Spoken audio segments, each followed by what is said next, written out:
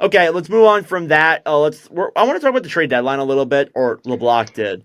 I have a couple candidates pulled up here, LeBlock, of guys that could be traded. This is the Chris Johnston's Athletic Top 30 NHL Trade Board. We're gonna go through maybe not all 30 of them, but we'll skip down the list, go through a couple of the names that are on here, and we'll talk about them for a little bit, whether or not you think they're gonna get moved and things like that. Let's start off with JT Miller. Do we think Miller gets moved? Well, considering there's been talk around him getting moved, like literally yesterday, yeah, I think he's gonna get moved. A week ago, I would have been like, no, that happens in the off season. But now that I'm seeing it, like Yeah, like actually, I'm with you on that one. Like I said, like oh, off season talk, like and like oh, we got movement, I guess. yeah. Ivan Provorov. Here's the thing about Ivan Provorov: if the I think that a lot. Jackets, if the Jackets are in a wild card spot, why would they trade Provorov? That's the other thing. Yeah, again, like they would have to fall off the next month or two if they were going to move Provorov. If they were to trade him, though, I feel like you could get a first He round pick. probably could. Yeah, I'm pretty sure he has term too, doesn't he? He does. I'm Oh not wait, 100% sure. I think I have him on my board here. Let me just so I can find him. Oh, you made a board. Look at I that. I did didn't even make. know that. Yeah, I'm responsible. No, Provorov's on the last year of his yeah, he's deal. a UFA. Yeah. So yeah, that probably explains why he's probably most likely on the move. Rasmus Ristolainen. I mean, I could if Philly falls out. Yeah, I could see, but he has term, doesn't he? He does. It's kind of crazy that he actually has a lot of interest around the league. Like he might garner a first round pick. Like that's the craziest part. That's crazy considering like 2 years ago, I remember hearing you just complain Oh my about. god. Yeah, Oh my god. And that was such a horrible time. Cause I don't know. Again, like they offered him more money and he said no. Like I don't know what's worse, the fact that you offered him more money or the fact that he said no. Like I don't. Again, like I've been saying that for years. Chris Kreider. Why not? I feel like that's an off-season Oh, move. right. Yeah, that would be an off-season move unless There, they fall off the race. there's someone on my. I have someone on number one on my board that you haven't said yet. I'll see if you say it though. Yanni Gord. Andy Gort's gone.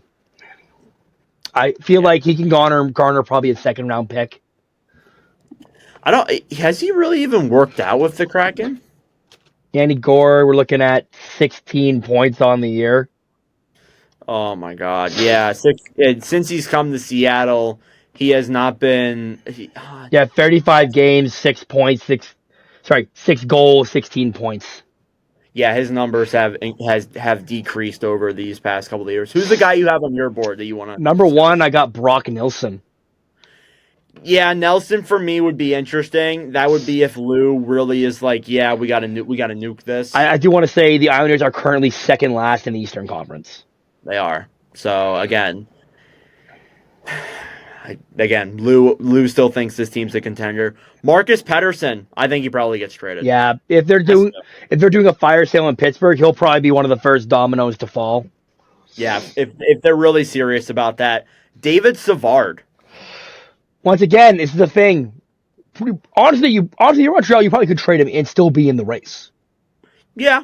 He's like what is he, like a third pairing guy? He's a Like third pairing.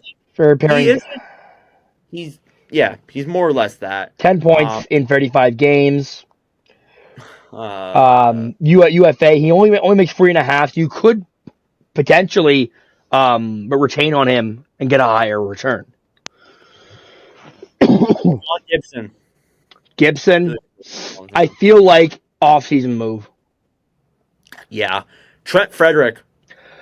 Frederick's an interesting case because I'm pretty sure it's a UFA after the year. So I say Boston does fall out. Frederick would, a lot of teams would kill for Trent Frederick.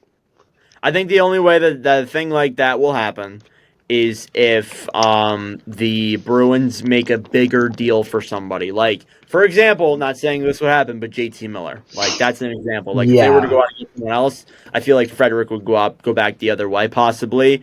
Matthew Olivier, Columbus.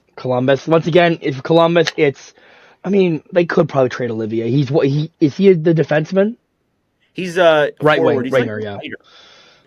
Yeah. Do you have anybody else you want to talk about before I move on? I'm gonna search on my board see if you forgot anybody. Ooh, I got a bunch more names Scott on this list. Lawton, Yeah, Lawton. I don't think it happens unless if Philadelphia gets a first round pick. I don't think it happens. Taylor Hall. Hall. I think again. I think it happens too. You could get a third round pick for him, but nothing more than that, in my opinion. Like you just can't at this point. Ryan O'Reilly. O'Reilly. Have you heard that like they're treating O'Reilly like he has a no movement clause? They're treating him like it. Yeah, he doesn't have one. And they said that O'Reilly apparently like they're not going to trade him unless if it's a fit for him. I mean, And they from an organizational standpoint, players see that and they like it because, yeah, players see it and they like it, but the organization doesn't really make sense. So yeah. You're right. Kyle Palmieri. Palmieri, it wouldn't be you wouldn't get a lot in return, but I could see them moving on from him. All That's right. only if they trade Brock Nelson too. All right. Like And it's just I got a few Buffalo Sabres for you. oh brother, Dylan Cousins no, and they'd be idiots to move on from him. Bowen Byram. Byram, I could see that would be if I. He's tough though. It'd have to be a hockey trade. You would have to get a player back in return. I don't think Buffalo can take picks again. I don't think you can. Well, Maybe get Middlestat back. Who the hell knows? I got a few more here, and then we'll call it even. Granlund.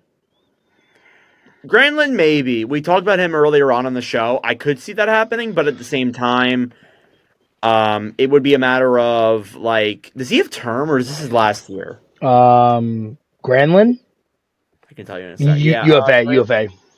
Okay, then maybe you would have to retain on him though for sure. Only $5 million. I don't know, but he could be a decent return guy. Jake Evans.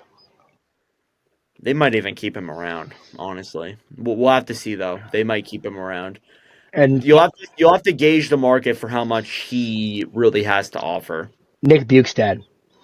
Yeah, Bukestad was the other one I saw. You could get a good fourth line center for him. You won't get a lot, but I could see him getting traded for sure. And finally, I got two, but I'm going to go one. Let's deal with Nils Hoglander. Yeah, Hoglander was the other one that I have on my list here too. Possibly. He has 3 years left at 1.1 mil. I don't really know how much you could get back for him though at this point. Like he has he really even panned out with Vancouver? He's got 8 points.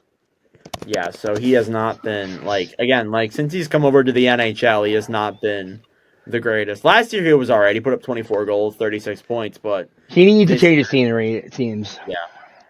All right. Who else do I have on my list before we move on? I have Mario Ferraro from San Jose. Yeah. Ferraro was another one. Mike Matheson.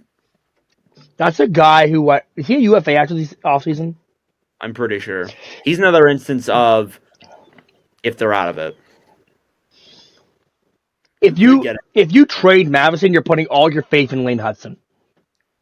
I feel like they've already done that. Yeah, in my opinion. Cody Ceci was the other guy that I had, and then we can wrap up. I could see a contender maybe giving like a 4th or 5th round pick for him. I could see the Oilers reacquiring him. It'd be funny. Just but again, we'll have to see. We'll have to see what happens there. But yeah.